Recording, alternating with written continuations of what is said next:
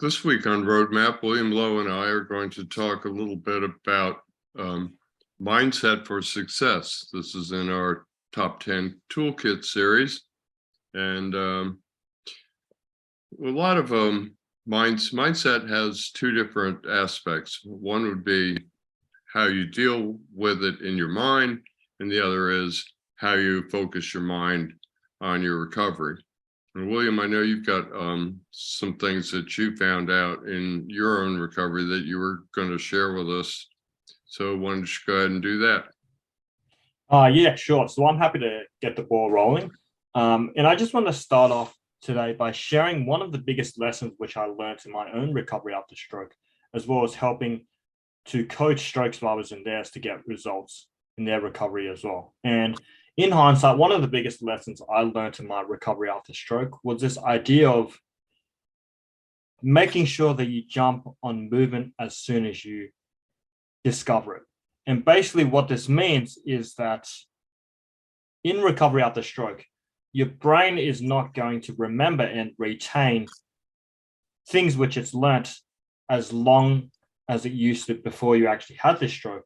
So when I say that, I mean that every time you learn a new movement or your brain learns something new in your recovery, you've got a limited time window to make sure that your brain actually remembers how to perform that movement.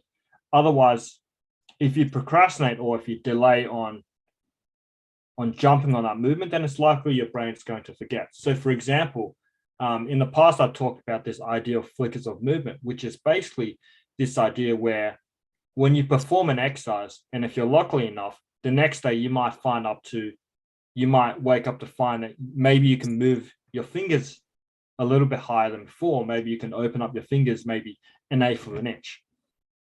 Now, when I say jumping on movement, what I mean is whenever you have these instances where you perform an exercise or you try something new in your recovery and you're able to be quite lucky and teach your brain something new or teach your brain how to perform a new movement the next day, it's really, really important to make sure you jump on that movement and perform that movement as many times as possible so that you can teach your brain to prioritize that movement and make sure that it remains in its memory so that you can eventually turn it into something permanent. So going back to that idea of being able to open up your fingers about an eighth of an inch the next day, let's say if you did an exercise and you were able to get that benefit from it, what you would do when you're jumping on that movement is you would try to open up your fingers as many times as possible the following day and as many times as possible for,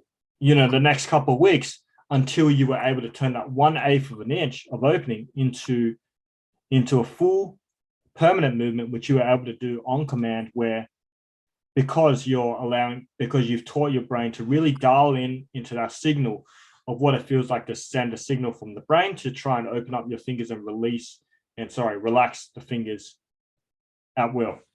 So that's one of the biggest lessons I wanted to share. And I think it's something which a lot of stroke survivors struggle with. And I've seen this, not only first in my own experience, but also with other survivors I've coached, is that sometimes when they get back a movement, they tend to have a mindset of setting it and forgetting, which is basically this idea where once they get back a movement, they feel like they no longer have to do an exercise and they can quickly apply it to real life. And because they've gotten it back, it's likely that their brain's not going to forget. But in these cases, your brain is actually going to work against you, because if you're not constantly or if you're not continuously reminding your brain on how it actually got to where it was through the exercises which you did to get back some of the recovery which you've already gotten, then it's likely that you're going to forget some of those movements that your brain has already learnt, and they won't materialize or turn into something permanent, which can enhance your quality of life and allow you to get closer to having functional use of your hands or legs in your recovery after stroke. So I think that's a really big lesson for all stroke survivors, especially those who are watching this roadmap right now, to really take to heart, because if you're not observant of some of the improvements which you get back in your recovery whenever you do your exercise, you might actually be missing out on being able to turn a small little bit of movement into something which is going to allow you to live your best possible quality of life in your recovery after stroke. Now, I know that you had some thoughts about this, Ralph, and we had a discussion about this earlier. And I certainly know through our chats in the past that you've experienced this idea of jumping on movement when you see it. I was just wondering if you wanted to share with the audience, some of your notes from your own personal experience, as well as obviously from some of the clients or stroke survivors which you coach as well. Sure. I hadn't, when I had my stroke, I hadn't studied anything particularly about stroke. I knew I had a stroke when I had it because I knew enough about one side of the body and some of the symptoms, but I didn't know anything much about. I never heard of flickers of movement. I didn't hear about it until I heard about it from you about 2 years ago, which would make me about 13 years out. I had never heard of mass practice. I didn't hear about that till about a year ago from Dr. Hetzler. But I'm an observant person, and I did a lot of figuring things out on my own. In my recovery, I would go back into PTs and OTs and ask them and get confirmation or additional information, then apply it again. So yeah, when I got my hand going by mental imagery, getting literally an eighth of an inch of movement, and at the rehab hospital I was in, they said, "Well, great, you can build on it." So I mean, I guess in a sense they encouraged me to jump on it, but I didn't know any of these concepts. I just paid attention to what was going on, and if I got something new, I'd try and develop it. And as for mass practice, I guess I was doing mass practice all day long. But anytime I got like some new movement or something, I definitely would concentrate on that and try and drive it home, I guess, for lack of better, drive it home to my brain. One of the things that I did do after a number of months was when I started doing functional therapy, or therapies all around you, basically, doing housework and cutting food, washing dishes, basic day-to-day tasks. I started doing that at I did serious therapy for about 15 months, like all day long. But by 6 months or so, I was starting to integrate my hand mostly, because I was walking pretty good, into daily life. And I continued to do the exercises that I was doing. I didn't know that was a good thing. Also, additionally, when I couldn't do something well in day-to-day life using that hand, like putting down a cup, I distinctly remember putting things down and letting go of them was difficult. So I would, if I had my glass of water and I was putting it down, I didn't like the way I did it, I'd pick it up again and put it down again until, that time didn't make any noise. If I put it down and went boom, I'd pick it up again and try and do it till I could just set it down. So I remember doing that with lots of things, with my teacup and various things. Anything I didn't like, I'd just right then and there do it again and again and again. So I guess it was combining a little bit of mass practice with the whole jump on it concept. But I no one explained it to me. I kind of stumbled into the whole thing, like most of my recovery, just by applying a little common sense and logic to the whole thing. So, one of the good mindsets for success would be, to pay attention and to what's going on, and when you see something, act on it. This is a little bit of an aside, but a lot of folks in the stroke groups report that they suddenly start to feel something they haven't felt before.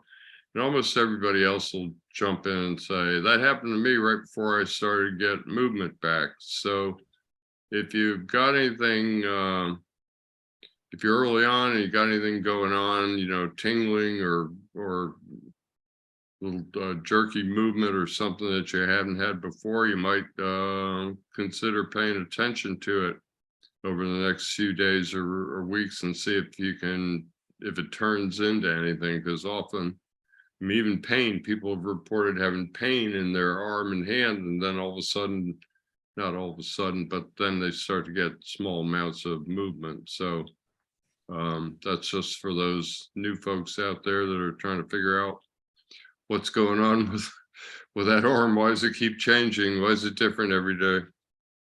So those are some of my thoughts. I know you had a second important thought that you were going to share, William. So why don't you go ahead? Yeah, sure. So I'm happy to share the other idea I stumbled across in recovery, which I believe is paramount, or equally as paramount as jumping on movement. But I just wanted to highlight and just reiterate, or I guess emphasize what you mentioned, Ralph, about really driving home to your brain the movement, because I think that that's important. Like your brain tends to have a system of prioritizing things based on how often you do them. For example, if you've ever been in a situation where you try to remember someone's name, it's almost impossible unless you were really paying attention when they told you what the name was. And likewise with stroke recovery, if you're not paying attention to when you get back something, or when you wake up, a certain finger in your hand, and a part of your brain starts to turn on, then it's likely that your brain is going to filter it out and not really pay attention to wanting to remember how to do something which it's gotten back. So I think it's just important to reiterate that, because I mean, as one therapist once told me in the past, if you don't use it, you lose it.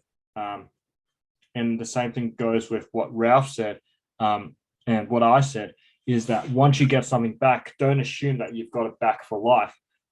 You have to make a conscious effort to remind your brain, and like you did, Ralph, you continue to do your exercises.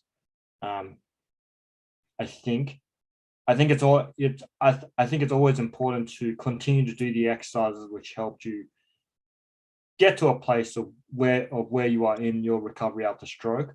And this is even more important, especially if you're in the early days of your recovery after stroke, because what the research says is that the first 6 months of stroke recovery is when your brain is able to adapt and reorganize itself the most, or that neuroplasticity is at its peak. So if you find that you get back a movement straight away in the hospital, I would advise you to jump onto it, to make it a permanent thing.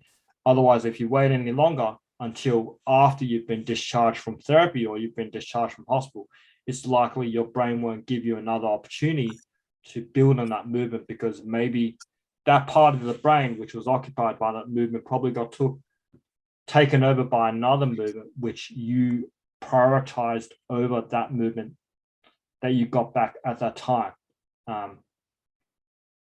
So I think that just goes to show the importance of making sure that you continue to do your exercises to remind your brain on how to actually send that signal through, which it had already learned, so that signal remains permanent, and you can really drive home to your brain and really police it to learn the things which it needs to learn in order to help you get back to living the same quality of life which you had before you had your stroke, if not better, in your recovery after stroke. And that actually reminds me of the second mindset, or the second idea which I came across in my recovery after stroke. And this is one which I actually was recently reminded of when I was coaching some of my clients. And it's this whole idea of making sure that you revisit the classroom in your recovery after stroke. And when I say revisit the classroom, basically what I mean is that in your recovery after stroke, it's very likely that once you get back in movement, your brain's not going to remember it forever. So what this idea of revisiting the classroom means is that it basically means that if you get back in movement and you apply it straight away to real life, there's always a risk that through fatigue and through just applying it to real life, that you're going to be making some mistakes and your brain might forget how to send that signal to perform that movement as accurately as possible. And this happens because whenever your brain gets fatigued in recovery after stroke, or whenever your brain does more repetitions than it's able to handle, or maybe it's put into a challenging situation, even though it knows how to send the signal through to perform a certain movement, when it gets tired, there's always the tendency for your brain to compensate and actually learn bad habits by turning on more muscles than necessary, because it is fatigued and because it doesn't know how to send that signal through to perform a movement as well as it did when you were first doing the first few repetitions of an exercise. So for example, if you're trying to teach your brain how to grip a hand grip or grip a squeeze ball, you might do the first 5 squeezes of the tennis ball or stress ball quite well. But if you're aiming for maybe 50 repetitions, or if you're trying to bang out hundreds of repetitions, the first 10 are likely going to be good. But after the first 20, it's likely your brain's going to be completely fried. And rather than turning on the right muscles to actually, let's say, squeeze the hand grip, your brain is going to end up turning on, the shoulder and all of the cylinders upstairs to perform a movement, which only might have required a little bit of brain power before your stroke. So what I'm trying to say here is that you always want to revisit the classroom and go back to those exercises which taught your brain how to send those signals correctly, or drive that movement home to your brain throughout your recovery, so that your brain doesn't get into a position where it's learnt bad habits and has conditioned itself to turn on everything to perform a movement which might have only required a little bit of brain power before your stroke. Because when you think about it, before your stroke, if you were opening a fridge door, if you were picking up a piece of fruit, you didn't really have to think a lot about it. It only required a little bit of brain power. But yet, how come in recovery after stroke, we see a lot of stroke survivors, when they try to pick up a piece of fruit, or when they try to open up their fingers rather than opening, they end up curling in instead, and their shoulder also ends up contracting in, and everything tightens up. Well, the reason why this happens is because it's likely that throughout your recovery, you probably didn't revisit the classroom, and you didn't teach your brain you didn't remind your brain how to send those signals correctly, to learn how to regulate those signals in a way such that you don't turn on everything at once to perform a movement, which might have only required little to no effort before your stroke to do. So I think that, as Ralph mentioned, he continuously did his exercises. I think that as you're going about in your recovery, and for those folks who are watching this, really take heart, this idea of revisiting the classroom, because even though you've gotten back in movement, or even though you've taught your brain how to walk again, there's always a chance that your brain is going to be at risk of developing bad habits due to the onset of fatigue, and due to the brain's tendency to want to find the easy way out by performing a movement by all means necessary, even if it means compensating by turning on too many muscles at once, to get the movement done, or to get the job done. Now, having said that, Ralph, I know in our discussions in the past that we've touched upon this idea of how it's quite easy to lose your form in your recovery after stroke if you're not observant or if you're not careful about what you're doing. I was just wondering, what are your thoughts on this whole idea of revisiting the classroom to make sure that your brain is reminded of how to do things correctly? Well, I got a few. If viewers could see, I was over here scribbling down things. I did 15 months, pretty much all day. When I had bad days, I'd cut myself some slack. If I wasn't able to do something very well one day, if my walking was off, I might do more hand and arm. Big believer in not in form and in not forming bad habits. So one important thing in recovery is know when to quit. Like you said, more is not always better, particularly if form falls apart. I don't know what got me onto this, but when I couldn't do so, when I saw the form fall apart or something, I was actually thought about it neurologically. I thought, I don't want to be teaching my brain how to do it this way. I had no idea what the terms were or what I was doing, except once again, it's common sense and logic. If you're not performing the task the way you want to learn it, and you're performing it a way that you don't really want to learn it, then you have to be careful not to reinforce the wrong way. The simplest way to do that is just to quit, know when to quit, and move on to something else. So like I said, I did all day, and I knew when to quit, and I concentrated on form. I had a big overlap between, continuing to do the exercises, and I didn't give up at 15 months. I didn't completely give up physical doing PT on my own. I gave up like doing it all day, every day. And, like I said, prior to that, I'd been integrating my hand into real life as much as possible for a long time. And after that, I did continue to do certain exercises.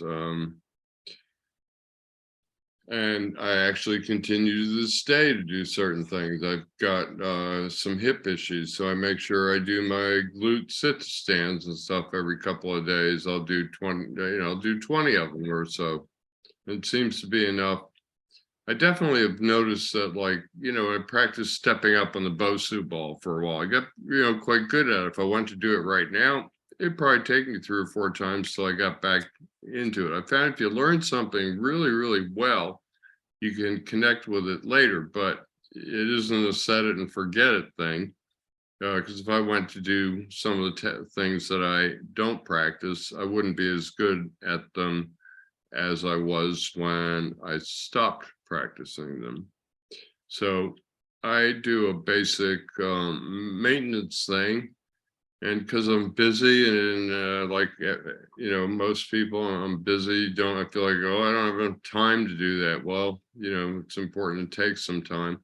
But that kind of automatically puts it into, like a mix it up mode. Because what I'll do is I'll do 2 or 3 things every day, and I'll go, well, I did bridges yesterday. I still do some bridges and things like that. I'm a big believer in core, and so I continue to work on core. I'm also aging, so core is key to balance. I don't want to, as I get older, to have balance issues, so I'm trying to maintain a strong core. Bottom line here is I do certain things like a maintenance program, basically to do, I think it's doing kind of what you're talking about. I'm revisiting it every once in a while, and kind of reinforcing the connections I made previously when I was being more intense about something. At some point you want to move more towards a life where you're not doing PT 10 hours a day. I did, as I got better. I wanted to put that behind me and get back into doing some of the things that I enjoyed doing and working, and hope everybody's got their own big long list. So those are my thoughts on that. Form is more important than anything. So I see some people talk about trying to increase speed. Yeah, that's one thing if you're trying to do it with a pegboard. It's another thing if you're trying to do it with walking. I don't think training for speed's a particularly good idea. I think that speed comes from good form. Working on good form is safer than pushing yourself and working on speed. So I just always kept working on form, and I found that the speed came. I didn't do a lot of measuring. A lot of people, measure stuff. Main measuring I did was maybe like how long it took me to walk a mile. But again, I didn't like try and break my record every day. I just would walk with good form, and I just noticed that my times got faster. So those are my thoughts. Anything else you've got, William? Yeah, I mean, I just want to, I couldn't agree more with what you mentioned, Ralph, and I just want to add on to that. I think in recovery after stroke, it's a constant process of refinement and making sure that you always switch between your recovery and living your life, and also the exercise you're doing in the clinical environment or the clinic. So I've always had this idea that when you're going to see your physical therapist, there's time with your physical therapist where you're asking them for questions and you're asking them for feedback. And then there's time, and that doesn't count as exercise. The physical therapist their job there is to help you refine what you're currently doing so that you can live a better quality of life by performing things with a better form, or performing things in a more efficient manner. And then you've got times where you're doing exercises where you're so when you're seeing a physical therapist, that's when you're spending time in the clinic where you're refining. And then other times you're doing exercise at home by yourself, and you're dipping your toes in the water to see how you actually apply these in the real life. Whether or not you're able to perform movement correctly in order to get a job done, such as being able to open the fridge door correctly without your fingers getting stuck to the door, being able to pick up a bag of groceries, and being able to control when you want to release those groceries and when you want to keep gripping them at the same time. I think in recovery after stroke, there's not going to be an endpoint where you can relax and let go and just have every day be your physical therapy. But there's always going to be, well, what I would advise is that as long as your recovery is going for, that you're always going to have to police your brain into learning how to send those signals correctly through, like it did when it first learned how to do them, when it first learned how to get those signals back, until this becomes second nature and you are able to perform daily activities in your day-to-day life as your therapy. And you don't have to think about going back to refining these in the clinic unless something pops up in real life where you can't perform a task or movement as well as you would like. So for example, if you're trying to open the lid of a mason jar, and you might find that your thumb's flexing a little bit too much, that's a signal and that's a sign that you need to revisit some of the exercises in the clinic to teach your brain how to stop that thumb from curling in more than it has to. That's just one example. I can't think of any others off the top of my head, but I hope that just makes sense. And I think I just think it's going to be an ongoing battle, because unfortunately with the nature of stroke, your brain has its own agenda in recovery after stroke, and it's always going to be tempted to do things the easy way or go on autopilot. But you're going to have to police your brain in learning how to do things correctly and really refreshing its memory of how to perform things, just like you would if you were a professional piano player. You would have to practice your scales every single year or every single month or week to make sure that you were in the correct headspace when it came to actually when the rubber meets the road. Sorry. So I guess those are my final thoughts to this whole idea of having a successful mindset when it comes to recovery after stroke. And they're just two of the many mindsets which I've come across my recovery, which I believe are two of the most paramount mindsets. And obviously, as you guys can see in our discussion here between Ralph and I, why these mindsets are so important and how they can be relevant and also beneficial to your recovery after stroke, no matter what stage of recovery you are in. If you're in the early days, they're probably going to be more so beneficial for you then, but they are applicable to all stages of your recovery after stroke. If you're two years out, maybe 5, even 10 years out in your recovery after stroke, they do have a time and place. Okay, well, I just got a couple quick final thoughts. We'll wrap it up. One is, I mentioned that I paid attention. I change my routine every day. I mean, not as simple as like saying, okay, today I'm going to do a hand and arm before I walk and whatever. I did it based on a few things. If I was not doing well with something that I already knew how to do, like I said earlier, it's good to know when to quit. So I do that. Sometimes you'd run into something where you've been working on it and you think you got it, and it's a little bit of back and forth and you're having trouble with it again. If that came up, then I would tend to focus on it. So if I had a problem with something I already knew how to do, if you have a problem with something you already know how to do, then maybe you have to learn how to quit and come back tomorrow or come back in the afternoon. Oftentimes, if I, was doing something, I had a bump. I use this one a lot, like you use the refrigerator, because I had a bump here.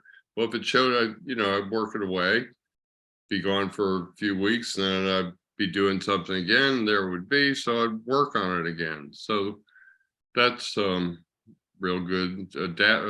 Adapting and changing also works well with neuroplasticity and mixing it up, which we've talked about before. So my final thought is pay attention and adapt, because you can adapt your routine every day, every minute. So unless you got anything else, William, I think we would close this one out. I just want to add on to what you said. Obviously with what you said with adapting, I also think it's about course correcting as well. If you think about, you're trying to reach a destination in your recovery after stroke, there are going to be some ups and downs along that way. And in order for you to get to your destination, this will require a lot of course correcting and a lot of changes in the way that you teach your brain how to do something. Because even though your brain gets back at gross movements, that movement is only the beginning of a very basic movement, and it will only become as refined as you want it to become in your recovery after stroke. And this will come down to how often you adapt your exercises with respect to the progress which you're making in your recovery after stroke. Otherwise, you're going to just be staying at the same place. So that's the only thing I have to add. I'm sure, Ralph, you and I, we could go on and on about this topic, but I think those are my final 2 cents, I guess. Well, this is a huge topic and we could bat it back and forth forever. And the other thing is, another part of this is the whole mental attitude, mental mindset, positive attitude thing, which I suppose we will take on in some future talk. But we'll wrap this up, and I want to thank you, William, and anybody out there who wants to get in touch with either of us. Contact information's in the description below this video. And if you let it roll a few seconds, there's a graphic at the end that stays up for a good long while and may even freeze on it that has our information on it. So thank you again, William, and we look forward to seeing everybody again next time. Right. Thanks, Ralph.